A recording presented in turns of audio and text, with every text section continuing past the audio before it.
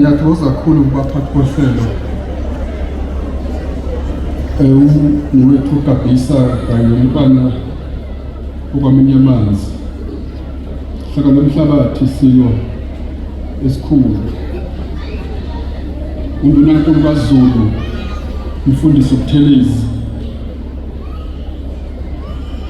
Nephini lakhe inkosi yaseMadungeni. Ngikhuleke kakhulu umhlonishwa umphathiswa wendaba zohulumeni basekhaya kanye nezomdabu, uNgqongqoshe Bulawayo Sebakhethile. Ngikhuleke nawo wonke amaphini oNgqongqoshe namakhosi onke aseNdlunkulu nabantwana ngenxa konke isikhathi basisekho. Ngibone ukuthi umzuzwanyana ungifanele uba ngime lapha ngisitshele isizwe lesi ongimisa phambi kwaso, ngoba bengangigolomba nje ovaka abantu abangizalayo abangiphoqe kodwa mina ngikuthandi lokho. Ngakho kuhle ukuthi ngisho embubeni ukuthi ngiyakwemukela lokhu ongithwesa kona phambi kwaso isizwe. Ngiyanxusa futhi ukuthi ningibekezelele nje nomzuzu owodwa. Umntwana ongizalayo emile lapha Shenge usukume nje fulani.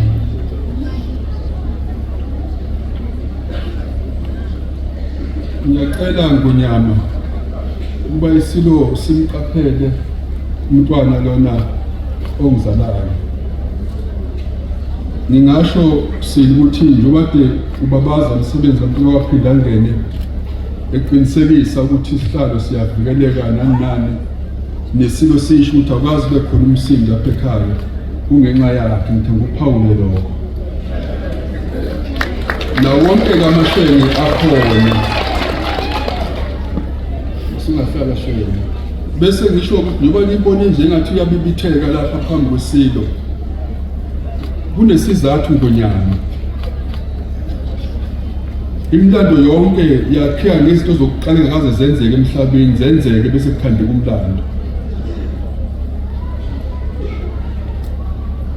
Emavikini amabili edlule ngaxoshana umlayezo engicela nje ukuqala ngawo uma ngisho lokho kumbalo ngize kusho. Ngizowacaphula nje kube njalo athi nalapho ungakhali khona iqhude kuyasa. Lana silo ngamazwi ongathuyelwa uDokotela uSedi Qulu ngomlayezo weselula emva kwesimemezelo sikamongameli wezwe ukuthi iqembu lami lenkatha lincoma igama lami wasimongameli wezwe engiqoka njengongqongqoshe kazwelonke Bulawayo. Umnumzane nini nje kancane, umnumzane uQulu Silo wayekusho lokho ngenxa yokwazi nokuqondisisa lonke uhambo lwami ePholini kuzo zonke izigaba.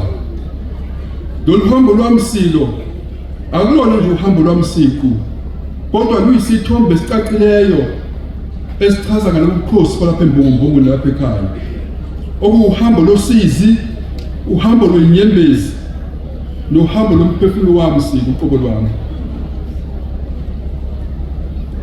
Kuzongangabazisi futhi nganethusi inhlangano yezwe uma nxa ngichaza lolu suku njengolubenise imizwa emibili